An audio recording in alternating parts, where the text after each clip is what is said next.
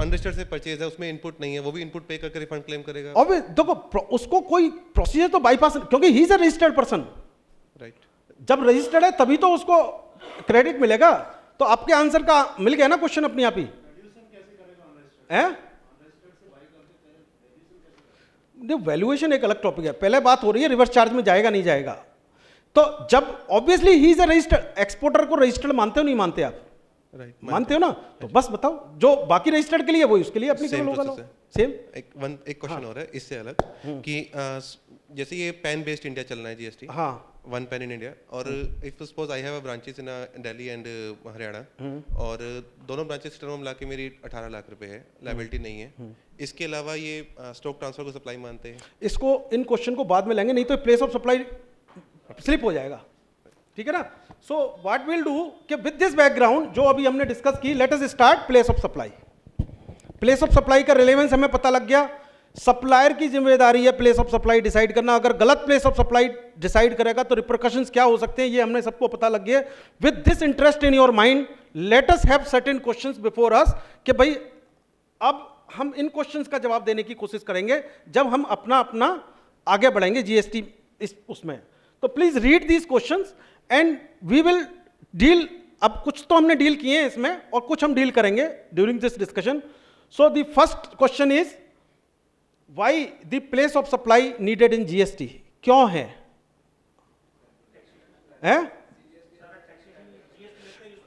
Type of tax decide करने के लिए, बेसिक कंसेप्ट ये, टाइप ऑफ टैक्स डिसाइड करने के लिए, इंट्रास्टेट डिसाइड करने के लिए। इंट्रास्टेट डिसाइड होगा तब पता लगेगा कि सी और एस पे करना है या आई पे करना है, and this is the only relevance point of taxes. नहीं, place of supply, place of supply POT है वो।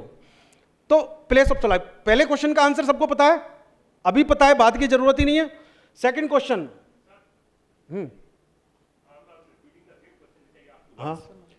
I have got my office in Delhi. You? I have got my office in Delhi. Yes. I am engaged by a company which has office in Bombay. But they have units in different places. Place of supply पूरा हो जाए sir, आपके सारे questions का जवाब मिलेगा। पहले इन question का जवाब लेते हैं, क्योंकि पता है फिर भटक जाएंगे हम। आपका क्वेश्चन आप प्लीज पार करके रखें, मेरे को जरूर पूछें जब हम अपने प्लेस ऑफ प्रोविजन पूरा कर लें, मैं बाद में पूरा लगाऊंगा। अगर और किसी को जाना होगा ठीक है, जिनके क्वेश्चन होंगे आधा घंटा एक्स्ट्रा लगाएंगे हम, ठीक है ना। तो the second question, what is the second question कि what if the registered person paid, ये हमने कर लिया, C plus S but he has to pay I, और रिवर्सल आई पे कर दिया, सी एंड एस पे करना है। तो ये section 7 of the CGST act and section 18 of the IGST act जो मैंने बताया वो ये कहते हैं कि भैया जो गलत पे कर दिया वो वापस ले लो और जो पे करना है वो पे कर दो। सेकंड क्वेश्चन का आंसर मिल गया। Third question, why place of supply enacted only in IGST, मेरे ख्याल से इसका भी आंसर मिल ही गया है ना, all. So next is what our constitution से अबाउट प्लेस ऑफ सप्लाई। भाई सीजीएसटी में ऐसा लिखा हुआ है कि मतलब आईजीएसटी में कहां place of provision, place of supply IGST में क्यों डाले, ऐसा कहां लिखा होगा? कॉन्स्टिट्यूशन में। कहां लिखा होगा? कॉन्स्टिट्यूशन में, क्योंकि any tax institute get its power from constitution.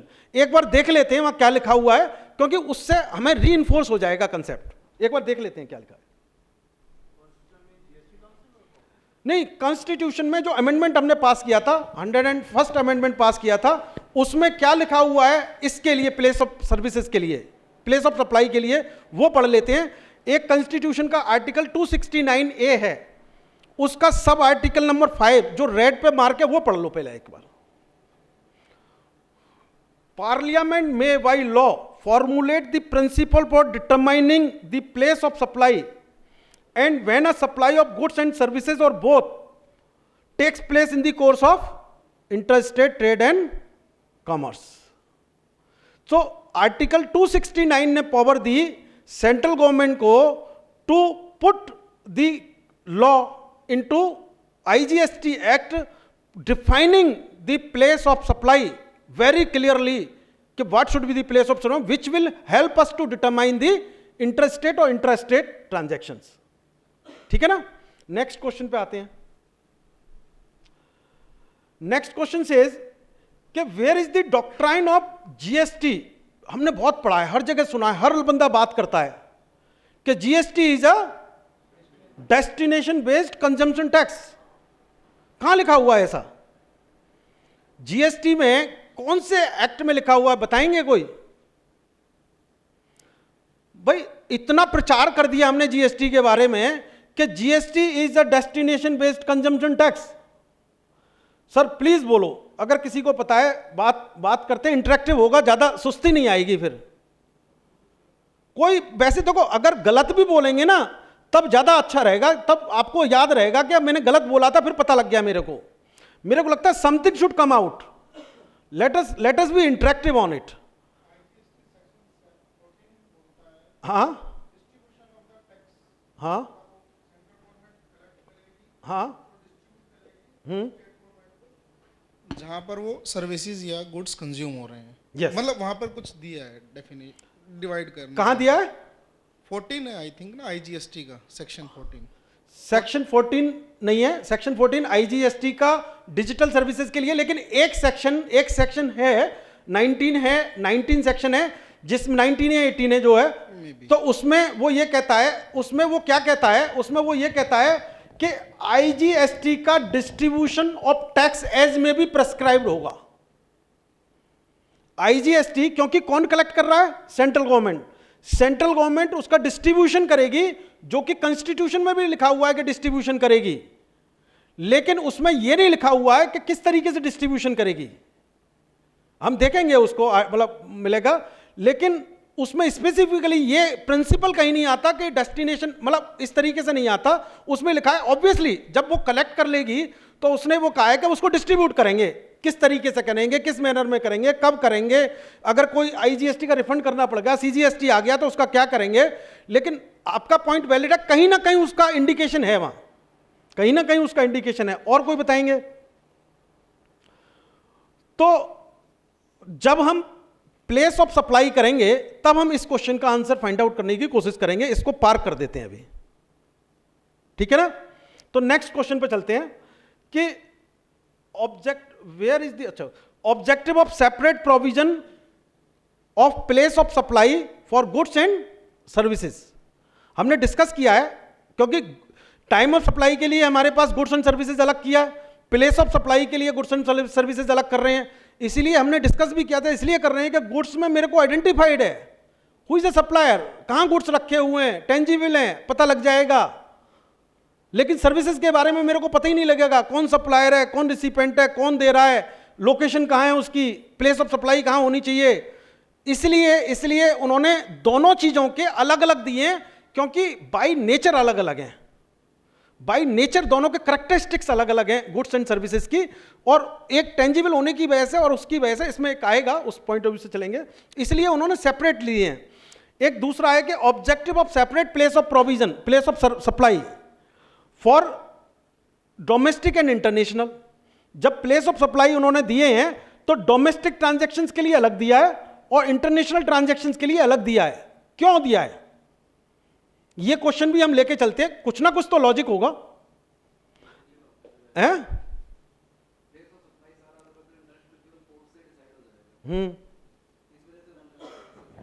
Services के बारे में पोर्ट कहां आएगा? सर्विसेज के केस में सर कह रहे हैं कि पोर्ट से डिसाइड हो जाएगा इंटरनेशनल ट्रांजैक्शन में, लेकिन सर्विसेज में पोर्ट कहां से आएगा? कंप्यूटर पर टिक किया, पहुंच गई लंदन। भाई सर्विसेज के केस में कहां से पोर्ट आएगा? तो अभी के लिए हम इस स्लाइड पे चलते हैं, चलो वहीं देखते हैं, लेकिन उससे पहले मैं कंसेप्ट, तो स्लाइड पे पढ़ के क्या होता, कंसेप्ट पास ऑन नहीं होता। तो let me discuss this concept, then उस स्लाइड पे चलेंगे। कंसेप्ट क्या है इसका?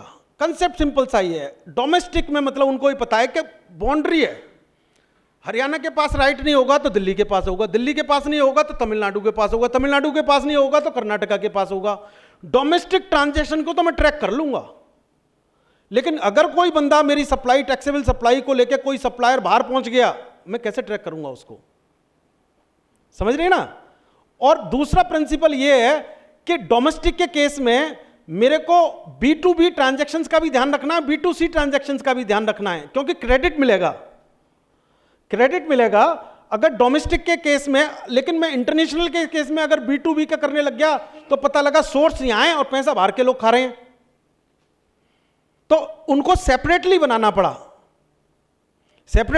पड़ा। इसलिए दो ऑब्जेक्टिव हैं। अब मैं स्लाइड पर आ जाता हूं, मैंने कंसेप्ट साइड डाला है।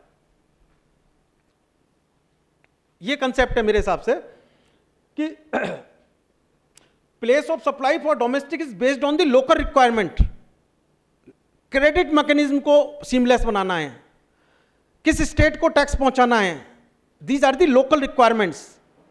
लेकिन इंटरनेशनल के केस में उन्होंने डिफाइन कर रखा है, हमें इंटरनेशनल के केस में हम अपना प्लेस ऑफ सप्लाई खुद नहीं डिसाइड कर सकते। इंडिया क्या अकेला अपना प्लेस ऑफ सप्लाई डिसाइड कर लेगा इंटरनेशनल? तो उसको कहां से हेल्प लेनी पड़ेगी? जो कन्वेंशंस हैं, जो इंटरनेशनल कन्वेंशंस हैं, कहीं पता लगा वो अपने आप ही डिसाइड कर ले। अमेरिका कहते हैं नथिंग डूइंग, अब सारा प्लेस ऑफ सप्लाई अमेरिका में होगा हर चीज का। They can not do this, any country can not do this. So the country has to depend and take the clue from the international conventions. So OECD हमारे पास एक organisation for cooperation and development है, economic cooperation and development. तो ये organisation direct tax and indirect tax में commonwealth countries के लिए इस तरीके के स्टैंडर्ड डिफाइन करता है। वहां से हमने प्लेस ऑफ सर्विसेज इंटरनेशनल के लिए डिफाइन करने मजबूरी है हमारी, लेकिन डोमेस्टिक के लिए इसलिए दोनों के लिए अलग अलग बनाए हैं। क्योंकि मैं इसलिए बता रहा हूं सेक्शन अलग अलग हैं, तो आप जब सेक्शन को पढ़ें तो you should keep in your mind कि क्यों ऐसा है। तो ये एक रीजन है। इसके बाद में नेक्स्ट क्वेश्चन क्या है? नेक्स्ट क्वेश्चन इज कि is it mandatory to determine place of supply for each supply? कोई बताएगा इस ऐसा है? सर इसमें तो जोर से यस आनी चाहिए, नहीं तो आनी चाहिए ना आवाज, पता कैसे चलेगा? है कि नहीं है? Place of supply for each transaction is to be known. अब नेक्स्ट है, can a single transaction of supply, there can be multiple location of supplier. For a single transaction of supply, can there be a multiple location of suppliers? हो सकते हैं, बिल्कुल ठीक है, हो सकते हैं ना, हो सकते हैं ना, बताएं ना सर। अभी आगे, अभी तो लॉ आएगा सर, अभी तो मैं वैसी बात कर रहा हूं, अभी तो इनफॉर्मल बातें चल रही हैं अभी तो। इज पॉसिबल, चलो इसको देखेंगे कि पॉसिबल है कहां है। दूसरा है कि can a single transaction can be multiple place of supply? एक में मल्टीपल लोकेशन ऑफ सप्लाई, एक में मल्टीपल प्लेस ऑफ सप्लाई। हो सकता है क्या? ये भी हो सकता है, ये भी हो सकता है। तो इस कंसेप्ट को सिर्फ ध्यान में रखना है कि ट्रांजैक्शन सप्लाई का एक है, हम कहते हैं उसके लिए मल्टीपल लोकेशन ऑफ सप्लायर भी हो सकता है, मल्टीपल प्लेस ऑफ सप्लाई भी हो सकता है।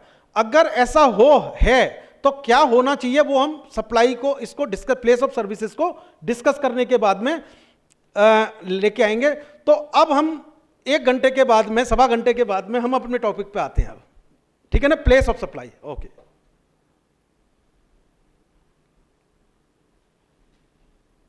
कुछ डेफिनेशन हैं इससे रिलेटेड, इसमें हैं, जहां जहां रिलेवेंस होगा मैं डेफिनेशन पे आऊंगा, otherwise we will sharing a slide with you, नहीं तो हम डिस्कस कर लेंगे। मैंने बहुत सारी लंबी, मेरा ऑब्जेक्टिव इस प्रेजेंटेशन को बनाना ये है कि जब भी प्रेजेंटेशन आपके पास हो तो आपको एक जगह पे ही सारी चीजें चैप्टर से रिलेटेड मिल जाएं, आपको जगह जगह नहीं जाना पड़े एंड लिंक भी हो जाए आपका। सो अब मैं डायरेक्टली उस पर प्रोविजन पे जा रहे हैं हम लोग। Place of supply under IGST act. तो सर ये फ्रेमवर्क है इसका, एक बार फ्रेमवर्क को ध्यान से देख लें। सेक्शन 10 से लेके सेक्शन 13 तक, एक सेक्शन 14 भी है इसी चैप्टर में, लेकिन वो मैंने अभी इंक्लूड नहीं किया है, वो हम बाद में देखेंगे क्या रिलेवेंस है उसका, या कहीं ना कहीं और कवर करेंगे। लेकिन इस चैप्टर में, प्लेस ऑफ सप्लाई के चैप्टर में, there are 6 sections, there are 5 sections. Section 14 मैंने अभी नहीं डाला इसमें, so we will start with section 10। 10 section क्या कहता है? Place of supply of goods, and 11 कहता है place of supply of goods.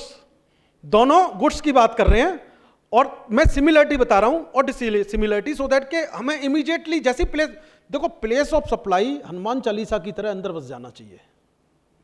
जो भी इनडायरेक्ट टैक्स में कोई भी डिसीजन लेना है, प्लेस ऑफ सप्लाई ऐसी, देखो लोकेशन ऑफ सप्लायर तो आपको अंदर नहीं बसा सकते, आपका प्रेरोगेटिव है डिफाइन करना कि मैं कहां से कर रहा हूं काम, बाकी तो गवर्नमेंट देख लेगी। प्लेस ऑफ सप्लाई के बारे में एक इंपॉर्टेंट फैक्ट और बता दूं मैं, कि क्या place of supply existing law में कहीं है?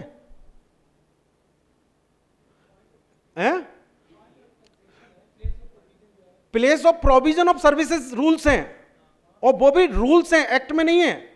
लेकिन यहां इन्होंने एक्ट में क्यों डाला है इसको? मतलब उसका यही है, सर्विसेज के रेफरेंस में place of provision of services rule, service tax में जो डील नहीं करता, मैं बताता हूं, place of service provision of rules same काम करते हैं, और जो इंटरनेशनल के जो स्टैंडर्ड है सर्विसेज के लिए, वहां से as it is copy paste हैं। जो रूल्स है इसमें जो एक्ट में डाले हुए हैं, एज इट इज उसी place of provision of services से कॉपी पेस्ट है पूरे एग्जैक्टली, कोई डिफरेंस नहीं है। इसलिए सर्विस टैक्स में ऐसा वो है, लेकिन वहां रूल में डाला है और यहां एक्ट में डाला है। कोई बता सकता है क्यों? लॉजिक के साथ चलना है टैक्स में, एंड मेरा ऑब्जेक्टिव ये है कि हम टैक्स को लॉजिक के साथ पढ़ें। हाँ बताएं सर, हाँ बताएं, प्लेस ऑफ सप्लाई को इन्होंने एक्ट में क्यों डाला है, रूल के थ्रू क्यों नहीं लेके आए?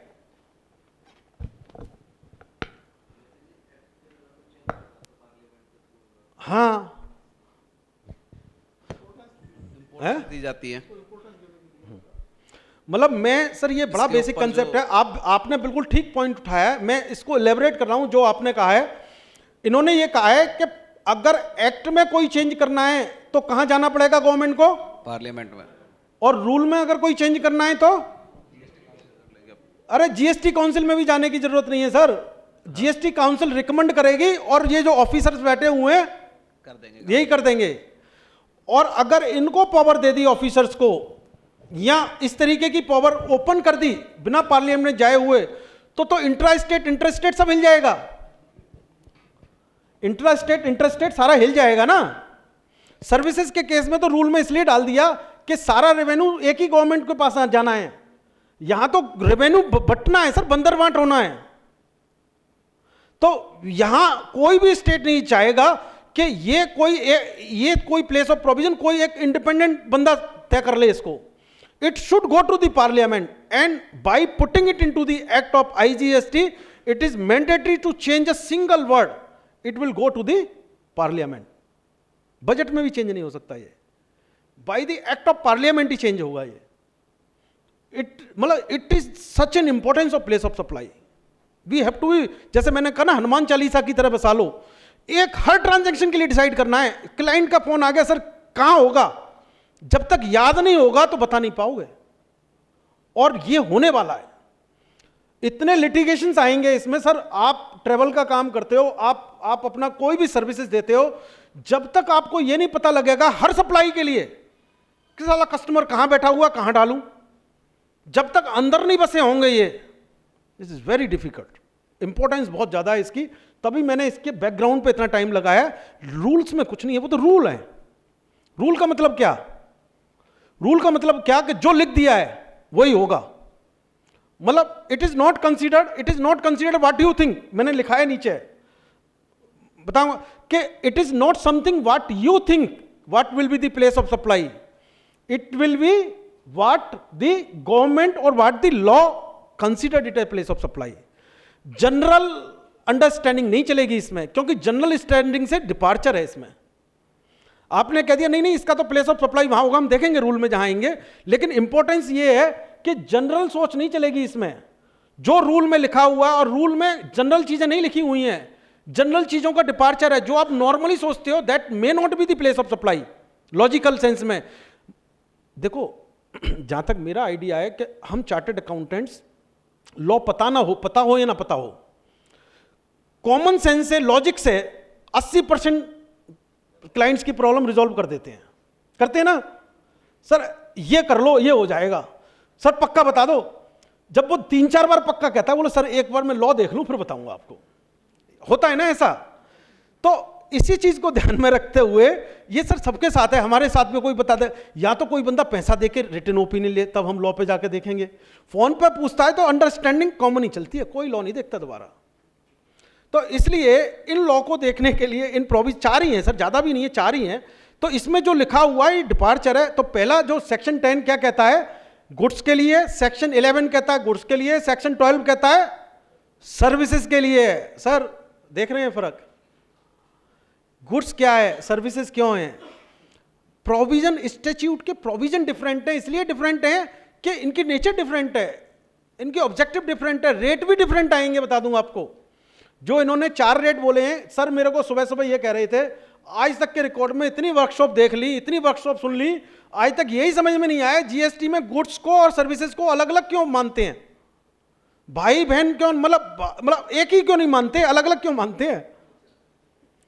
सर बड़ा रिलेवेंट क्वेश्चन है, और सच बता रहा हूं बहुत सारे लोगों को, मेरे को भी पता नहीं था जब मैंने ये लॉ नहीं पढ़ा। जब जीएसटी गुड्स एंड सर्विसेज सुनते तो बोलो एक ही बात है, एक ही लॉ लग रहा है, एक ही बात है। तो ये डिफरेंस है कि यहां भी अलग है, प्लेस ऑफ सप्लाई में भी अलग है, हर जगह रिलेवेंस अलग है इसका। तो section 10 and 11 is for goods, section 12 and 13 is for services. Section 10 is for goods but for domestic transactions. Section 11 is for goods but other than domestic transactions, or we can say not other than domestic transaction, or we can also say other than domestic transaction, that is import and export of goods and services, goods, sorry मैं भी बोल जाता हूँ यार। तो अब section 12 किसके लिए है, बहुत इंपॉर्टेंट चीज है ये ध्यान रखना। जब भी हम कोई प्लेस ऑफ सर्विस, कोई भी बंदा अगर मेरे को प्लेस ऑफ सप्लाई पूछे तो इसकी लैंग्वेज है ना, ये बड़ा इंपॉर्टेंट है। पहला जो हमने सेक्शन 10 किया for goods in domestic transactions, 12 किया, 11 किया for goods in import and export, and 12 की services, for services where the location of supplier of services और location of recipient of services are both in India. सबसे पहला पूछ लेना भैया कोई बाहर का इन्वॉल्वमेंट तो नहीं है, कोई बाहर तो नहीं बैठा हुआ। इन दोनों में से location of recipient of services और location of supplier of services, अगर ये दोनों इंडिया में है तो कौन सा सेक्शन लगेगा, 12। अगर इनमें से दोनों बाहर हैं तो है, अच्छा अगर ऐसा भी हो जाएगा कि टैक्सी नहीं बनेगा इंडिया से, दोनों ही बाहर हैं तब भी। Sir what is this e commerce operator, नहीं आपने कहा अगर दोनों ही बाहर हैं, लेने वाला बाहर देने वाला बाहर, और वो बंदा जो सर्विस प्रोवाइड कर रहा है वो इंडिया में ही कर रहा है, तो है चलो एजेंट और उसमें क्या फर्क है। चलो आपके क्वेश्चन को हम लास्ट में देखेंगे, आपको पार्क कर देते हैं क्योंकि कुछ क्वेश्चन का जवाब नहीं देना चाहिए, क्यूरियोसिटी बनी रहती है लास्ट तक। तो आप कह रहे हैं कि अगर दोनों लोग इंडिया से बाहर हो गए तो उसकी इंडिया में जीएसटी में कोई टैक्सेबिलिटी नहीं है, वही सेक्शन 13 कहता है। दोनों में से एक बाहर होना मैंडेटरी है, अंदर होना नहीं, एक बाहर होना मैंडेटरी है। वो कहता है कि the location of supplier of services और location of supplier is outside India, इधर और is outside India, not inside India कह रहा है। इसका मतलब दोनों अगर बाहर होते हैं तो वो उन्होंने डिफाइन नहीं किया, यहां है नहीं ना, दोनों में से बाहर हो तो इसका मतलब कहीं ना कहीं ये कहने की कोशिश कर रहे हैं कि दोनों बाहर हैं तो प्लेस ऑफ सप्लाई इंडिया में नहीं होगी, यही मान लेते हैं अभी, तो यही जो लॉ में लिखा हुआ है। चलो अभी के लिए यही मानते हैं। तो 13 सेक्शन कहता है कि दोनों में से लोकेशन ऑफ सप्लायर और लोकेशन ऑफ रिसिपेंट, दोनों में से कोई ना कोई एक बाहर होना चाहिए। तो ये मेरे 4 सेक्शन का फ्रेमवर्क है। अब सेक्शंस में ज़्यादा टाइम नहीं लगेगा, वो थोड़ी देर के हैं। इसके बाद में मेरे ख्याल से फिर तभी स्टार्ट करते हैं आफ्टर टी, ओके है, आफ्टर टी स्टार्ट करते हैं। Okay, thank you sir.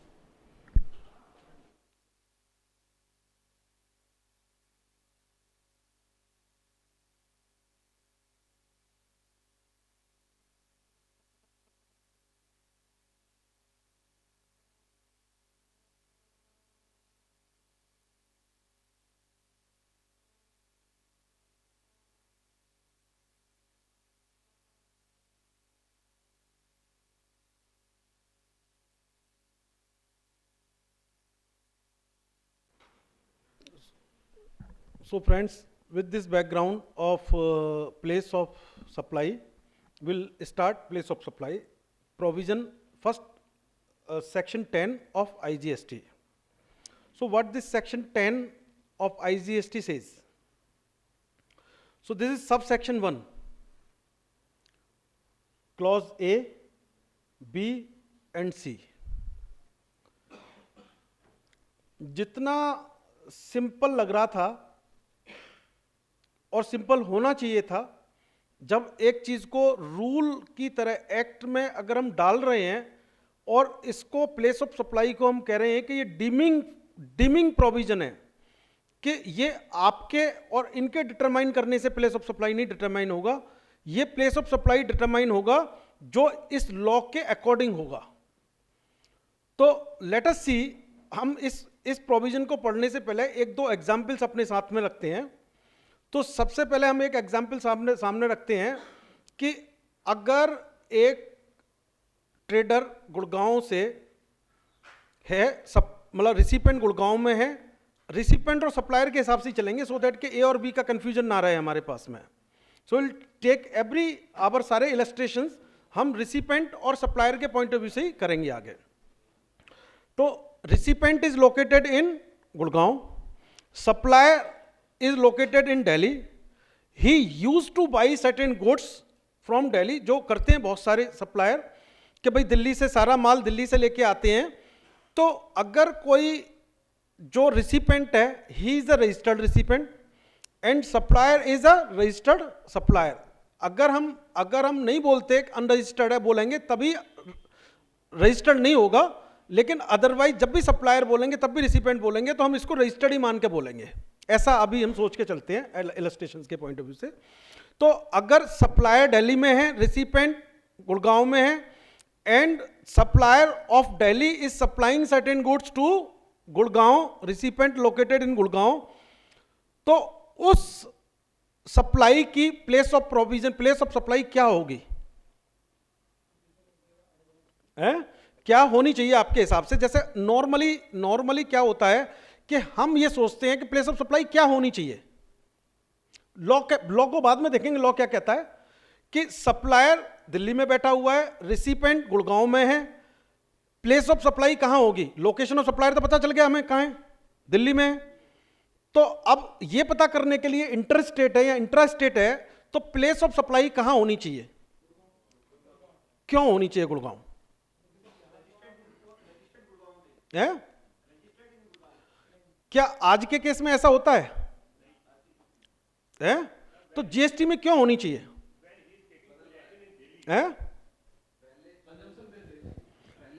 कहां लिखा है कंजम्पशन बेस्ड है? कंजम्पशन बेस्ड हो गया, ये नहीं पता कहीं लिखा हो पर है भाई। ये एक्चुअली क्या है कि मैं, हाँ बताएं sir. When he is taking possession in Delhi, so then naturally place of supply will be in Delhi.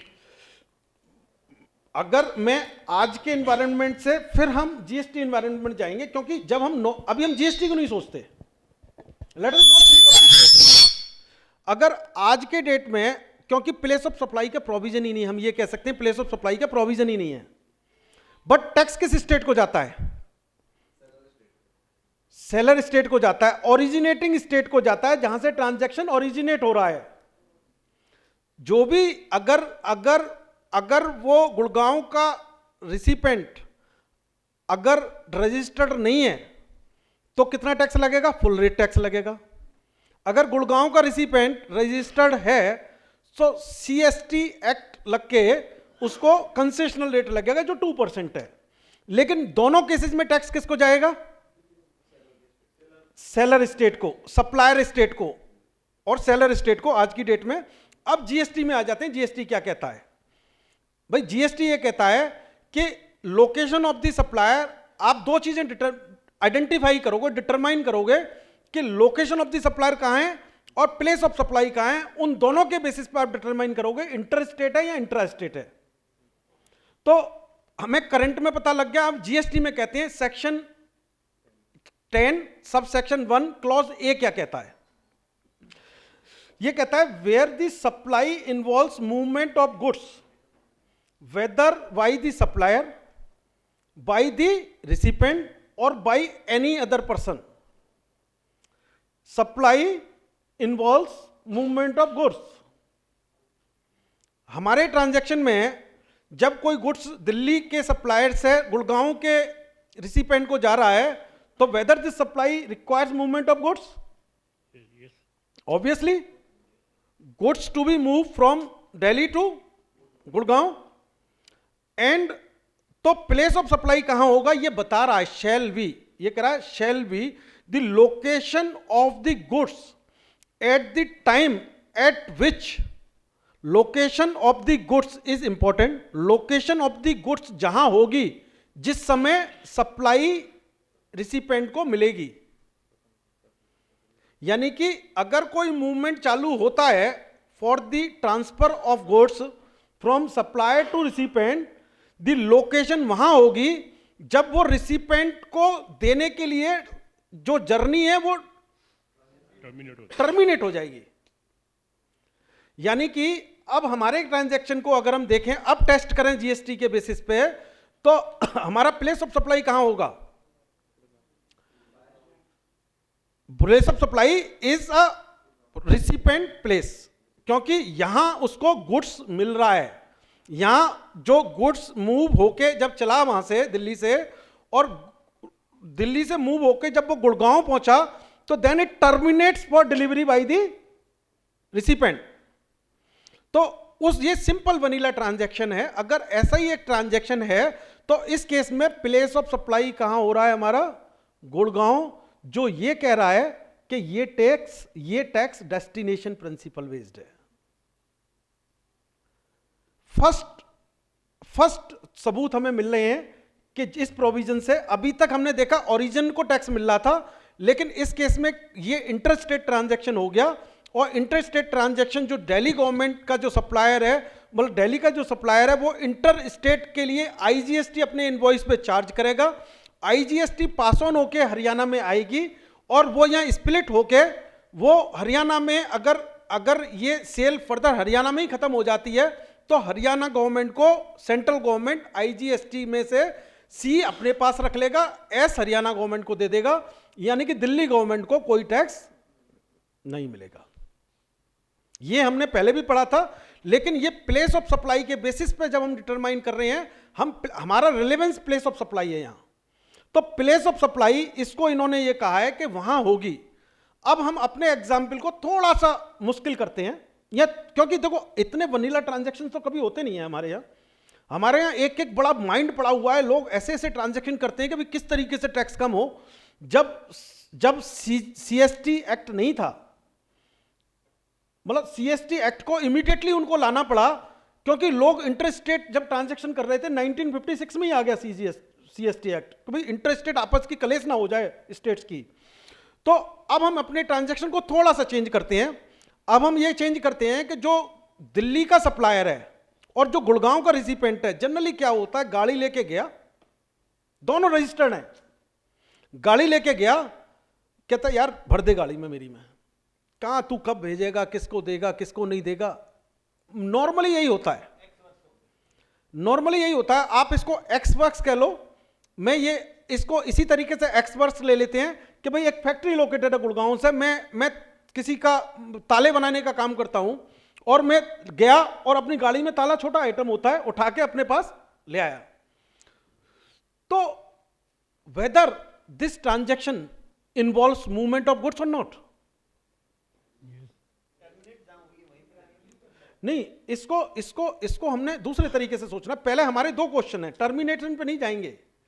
अभी सबसे पहले हम ये बात करते हैं कि इस तरीके का नेचर कि गुड्स जो हरियाणा से बंदा गया है, सप्लायर, रेसिपेंट, वो उसके फैक्ट्री से उठाया, अपनी गाड़ी में रखा और वहां कहां लेके आया उसको? गुड़गांव लेके आया। तो पहला क्वेश्चन ये कहता है कि supply involves movement of goods. तो सबसे पहले ये आंसर देते हैं कि supply involves movement of goods है कि नहीं है इस ट्रांजैक्शन में? है, प्राइमरीली है लेकिन सेकेंडरी नहीं है। यही हो गया ना, यानी कि कंफ्यूजन है। मतलब अप्रेंटली लग रहा है, मन कह रहा है हो सकता है, लेकिन एक मन कह रहा है, कुछ लोगों का मन है इसमें, कुछ लोगों का मन ऐसा है कि भाई ये इन्वॉल्व मूवमेंट ऑफ गुड्स नहीं है, है? वही पोजीशन ले ली उसने तो। वायर ने तो दिल्ली में डिलीवरी ले ली, फैक्ट्री में ले ली, फैक्ट्री से उठाया, अपनी कार में रख लिया, हैं? गुड्स तो मूव हो गए इसमें। देखो गुड्स तो मूव हो गए। देखो ये जो प्रोविजन है, मैं सिर्फ इंटरप्रिटेशन की बात कर रहा हूं। I can not give a final answer on this, क्योंकि ये इंटरप्रिटेशन है लॉ का। एंड बिलीव मी, बड़े बड़े एक्सपर्ट लोगों के दिमाग में, डिपार्टमेंट के दिमाग में इसके डिफरेंट इंटरप्रिटेशंस चल रहे हैं, लेकिन मैंने अपना व्यू बनाया है। आप अपना व्यू बना सकते हो इसके लिए। मैं अपना व्यू बताऊंगा जब चलेंगे हम इस ट्रांजैक्शन पे, लेकिन अभी हमारे पास से डिफरेंट बातें आ रही हैं कि हम कह रहे हैं कि this supply does not movement of goods और this supply involves movement of goods. तो अब वो कहते हैं, अब आपके पॉइंट को जो कहते हैं मूवमेंट ऑफ गुड्स है, तो उसके पॉइंट को पे वो कहते हैं कि by movement of goods can be happen by हुम? बाई रिसिपेंट, बाई सप्लायर पहला, बाई रिसिपेंट और बाई एनी अदर पर्सन। यानी कि मूवमेंट ऑफ गुड्स कोई भी तीनों में से कर सकता है। तो डिलीवरी भले ही वहां जा रही है, डिलीवरी भले ही वहां हो रही है, लेकिन मेरे को ऐसा लगता है बाय नेचर कि गुड्स को देखना है कि गुड्स की नेचर ऐसी है कि क्या वहीं कंज्यूम हो रहा है कि यहां इसका मूवमेंट रिक्वायर्ड है कंजम्पशन के लिए। मेरा अपना अंडरस्टैंडिंग ये है कि it requires movement of goods because it will move for consumption somewhere else either by the supplier, by the recipient or by any person. This is my interpretation. अब ये कहता है उस केस में प्लेस ऑफ सप्लाई क्या होगा। चलो पहले तो हमने मान लिया मूवमेंट ऑफ गुड्स है इसमें फॉर द टाइम बीइंग। कुछ लोग जो कहते हैं नहीं है तो उनका देखेंगे। तो इसमें प्लेस ऑफ सप्लाई क्या होगा इस केस में? प्लेस ऑफ सप्लाई कहता है location of the goods at the time at which the movement of goods terminate for delivery to the recipient. कहां टर्मिनेट हो रही है डिलीवरी रिसिपेंट के लिए? दिल्ली में टर्मिनेट हो रही है, कोई कंफ्यूजन नहीं है इसमें बिल्कुल भी। दिल्ली में टर्मिनेट हो रही है। अगर दिल्ली में टर्मिनेट हो रही है तो ये ट्रांजैक्शन दिल्ली सप्लायर के लिए क्या हो गया? Intra state transaction. अगर ये मान लेते हैं कि ये जो रिसिपेंट है हरियाणा में, इसका और कहीं किसी तरीके का कोई एस्टेब्लिशमेंट नहीं है हरियाणा में गुड़गांव के अलावा, तो दिल्ली का डीलर, दिल्ली का जो सप्लायर है, इस पर क्या लगाएगा? C&S। और इस गुड्स को लेके जब वो, इस बिल को लेके जब वो अपने स्टेट में आएगा, क्योंकि he is also registered dealer, क्या वो क्रेडिट ले पाएगा इसका? बड़ी प्रॉब्लम हो गई है। तो क्या गवर्नमेंट का इंटेंशन ये है? लेकिन लॉ तो यही कह रहा है। प्रॉब्लम तो हो गई, ये लॉ तो यही कह रहा है। तो इसका मतलब क्या है कि जब तक ये लॉ ये कह रहा है, और यही कह रहा है, सच में यही कह रहा है, मतलब इसमें कोई दूसरा इंटरप्रिटेशन अभी नहीं है मेरे पास में, लॉ यही कह रहा है कि जो एक्स वर्क सप्लाई है, जहां भी मूवमेंट टर्मिनेट हो रहा है फॉर द रिसिपेंट, अभी वहां के लिए ये है। लेकिन क्रेडिट का क्या करें? अगर ऐसी गवर्नमेंट की इंटेंशन होती तो वो seamless credit and ITC and all those things क्यों कहते? One in India, one nation, one tax. How it can be one nation one tax? कि बंदा वहां लेने गया, जैसे रूटीन बिजनेस प्रैक्टिस कर रहा था, लेके आया अपने स्टेट में, उसका क्रेडिट ही नहीं ले पा रहा। क्या अभी तक ले पाता था? है? तो फिर क्या फर्क हो गया? आज भी नहीं ले पा रहा, पहले भी नहीं ले पा रहा था। भाई अभी भी नहीं ले पा रहा क्योंकि CST लग के आ रहा है, तब भी नहीं ले रहा। और अगर फुल रेट पे लग के आ रहा है अनरजिस्टर्ड के लिए, तब भी नहीं ले रहा। तो क्या फर्क हो गया इसमें? तो जहां तक ये लॉ अभी जैसे ये बता रहा है, ये सब क्लॉज ये बता रहा है, अभी यही बता रहा है वो कि भैया टर्मिनेट जहां हो जाती है वहीं है। गवर्नमेंट में डिस्कशन चल रहा है, इंटरप्रिटेशन अलग अलग आ रहे हैं। कोई कहता है, जैसे टैक्समैन वाले कहते हैं नथिंग डूइंग यार, इंटेंशन पे जाओ, जो लिखा हुआ लॉ में भूल जाओ। There's so many people who are saying कि intention is very very clear, और वाकई इंटेंशन क्लियर है, बट इंटेंशन क्लियर है तो ये थोड़ा ना कि यार लॉ में कुछ भी लिख दो। भाई कल को अगर जुडिशियली इंटरप्रिटेट करेगी तो वो तो जो लॉ में लिखा हुआ है गवर्नमेंट की इंटेंशन से इंटरप्रिटेट थोड़ा ना करेगी। ई वे बिल से डिसाइड नहीं होगा इसमें, ई वे बिल का इस चीज से रिलेवेंस नहीं है। E way bill is something for other objective. E way bill को अभी दोबारा हम देखेंगे। ई वे बिल में मैं अभी फॉर द टाइमिंग ये कर, ई वे बिल में इसका कोई रिलेवेंस नहीं है इस चीज का। This is an something. तो इस केस में दो ऑप्शंस निकल के आ रहे हैं, दो सॉल्यूशन निकल के आ रहे हैं। वो सॉल्यूशन एक ये निकल के आ रहा है, गवर्नमेंट मतलब लोग कह रहे हैं यार change your business practice, change your business practice and ask him to supply at your place. चाहे सारी चीजें आप अरेंज कर दो, सारी चीजें आप अरेंज कर दो, लेकिन कोई भी बंदा जब उसके पैसे लूज हो रहे हैं, ही कैन डू एनीथिंग यार। 18%, 20%, 28% लूज होगा, वो बिजनेस प्रोसेस क्या, साले दुकान भी चेंज कर लेगा, दिल्ली में कर लेगा। मतलब it is something like that. For business expediency one can do anything. तो मेरे को ऐसा लगता है कि अभी इस ट्रांजैक्शन के लिए if it is an x works transaction और सप्लायर के गेट पे, फैक्ट्री गेट पे अगर डिलीवरी हो रही है, सप्लाई की शॉप पे डिलीवरी हो रही है, सब between the two registered persons, supply and recipient, तो ऐसे केस में मेरे को लगता है कि गवर्नमेंट को या तो गवर्नमेंट कुछ क्लैरिफिकेशन लेके आए या रिसिपेंट एंड सप्लायर आपस में कुछ बातचीत करके ऐसा माहौल निकालें कि सप्लाई लूज ना हो और हरेसमेंट ना हो किसी का दोनों में से, क्योंकि दोनों का हरेसमेंट होगा। उसको आईटी से नहीं मिलेगा और वो कहेगा इंटरेस्ट स्टेट कर दे, यार मेरी बात मान जा, नहीं तो तेरे से नहीं लूंगा। कहता है साले मेरे को दोबारा जमा कराना पड़ेगा, फिर लेना पड़ेगा। हाँ जी,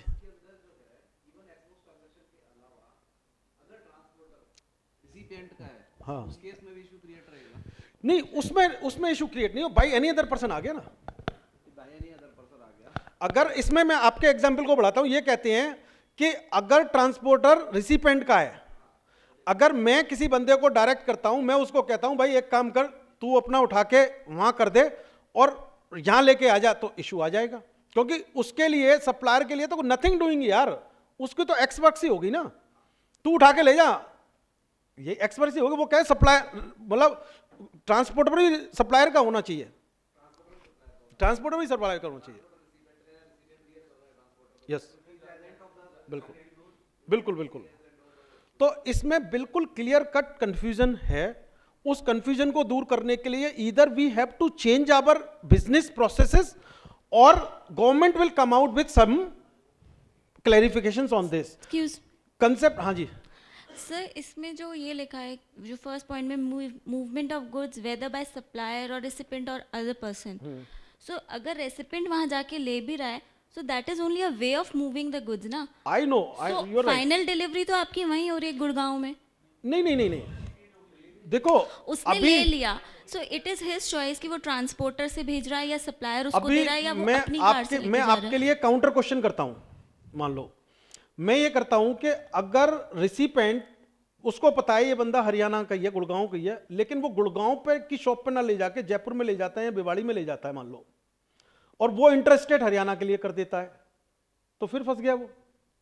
नहीं तो फिर इसमें ये कैसे डिसाइड होगा? जैसे ये तो ट्रांजैक्शन हो गया, पर अगर लॉ पर्पज से हम डॉक्यूमेंटेशन देखेंगे तो हमारे पास डॉक्यूमेंट क्या है? इनवॉइस है जो डिसाइड करेगा कि किसी को भी देख के वो मतलब कैसे वो डिसाइड करेगा। इनवॉइस बाद में आएगा, इनवॉइस बाद में आएगा, पहले प्लेस आएगा। पहले आपको दो चीजें डिटरमाइन करेगी तब इनवॉइस आएगा। नहीं, बट प्लेस जब डिटरमाइन करेंगे तो प्लेस जो इनवॉइस पे जो एड्रेस है जो भी मेंशन करेंगे वो भी तो अकॉर्डिंगली करेंगे। इसमें कहीं कोई इस प्रोविजन में कहीं कोई इस तरीके की बात नहीं कर रहा वो। तो ये आपकी वही मैं कह रहा था कि ये जो प्रोविजंस हैं जो हम कॉमनली अंडरस्टूड करते हैं वो नहीं है, वो जो लिखा हुआ है वो है। इन्होंने इस तरीके का यहाँ कुछ नहीं लिख रखा, तो कहीं लॉ में कुछ नहीं है इस तरीके का। पर बाद में जाके तो ये तो डिस्प्यूट है, मतलब मैंने अगर आईजीएसटी इसलिए तो मैं कह रहा दिया हूं, तो मैं कैसे प्रूफ करूंगी कि ये इसलिए तो मैं कह रहा हूं कि अपने डिस्प्यूट्स को खत्म करने के लिए हम सप्लायर और रिसिपेंट आपस में कुछ ऐसी अंडरस्टैंडिंग बनाएं कि उसको, रिसिपेंट को कोई इनपुट टैक्स क्रेडिट का लॉस नहीं हो और ट्रांजैक्शन ठीक हो जाए। और इस लॉ में जो लिखा हुआ है, इस लॉ में इससे बियॉन्ड नहीं जाना हमने। सप्लाई है कहाँ, मतलब इनवॉइस पे क्या लिखा है।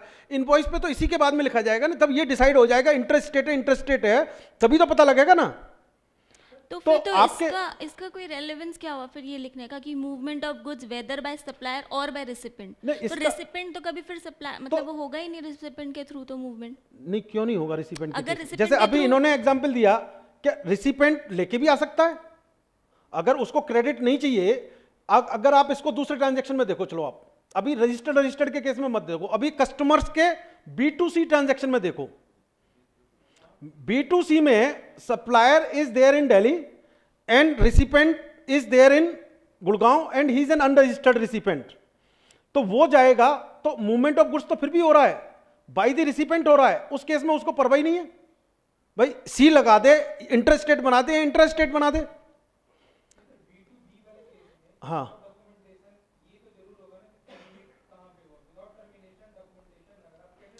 तो टर्मिनेशन के लिए तो वो डॉक्यूमेंट है ना, आप वो करा एक्स बक्स है मेरे कॉन्ट्रैक्ट में, तो टर्मिनेशन मतलब कॉन्ट्रैक्ट क्या हो, मतलब डॉक्यूमेंट क्या होगा? डॉक्यूमेंट होगा contract between these two persons, supply and नहीं may be implied, may B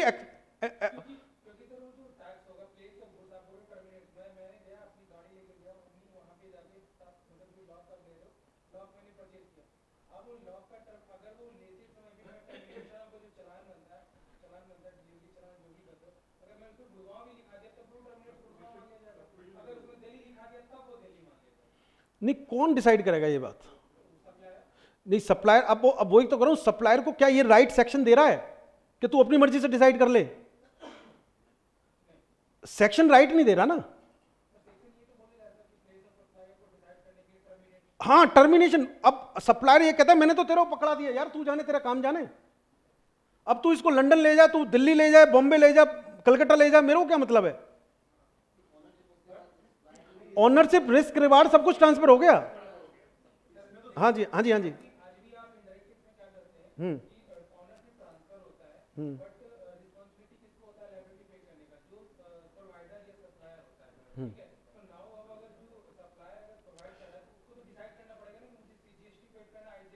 वही, हाँ, that is what we are saying कि सप्लायर हैज टू डिसाइड। देखो, रिसिपेंट को डिसाइड नहीं करना, सप्लायर को डिसाइड करना, आप बिल्कुल ठीक कह रहे हो, लेकिन सप्लायर कैसे डिफाइन करे? सप्लायर को कौन सा रूल देखना है, इसमें कौन सा प्रोविजन देखना है? सेक्शन 10(1)(a) देखना है, सेक्शन 10(1)(a) ही देखेगा ना वो। सेक्शन 10(1)(a) ये कहता है कि लोकेशन, जो प्लेस ऑफ सप्लाई क्या होगी, location of the goods at the time at which the movement of goods terminate for delivery to the recipient. Recipient खुद जा रहा है उसकी दुकान पे बैठ के, उससे सामान लेके आ रहा है, तो कहां हो गई टर्मिनेशन? वही हो गया ना, बस यही बात कह रहा है। तो वो इंटरेस्ट रेट लिख देगा, और अगर वो रजिस्टर्ड है उसको क्रेडिट मिलेगा नहीं, तो कुछ ना कुछ तो उनको करना पड़ेगा। That is what I am saying, that is what I am saying.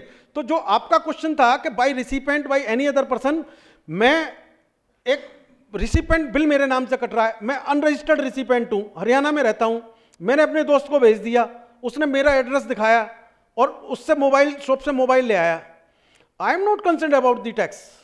मेरे को क्या पता, मेरे को तो 18% पे करना है, सी ले लो, एस ले लो, मतलब C+S ले लो, आई ले लो। अगर मैं खुद गया तो बाई द रिसिपेंट हो गया, अगर मैंने दोस्त को भेज दिया तो बाई एनी अदर पर्सन हो गया। ये एक सिंपल एग्जांपल करके बता रहा हूं, बट जो आपका मतलब है, क्योंकि this law apply for both B2B and B2C, that is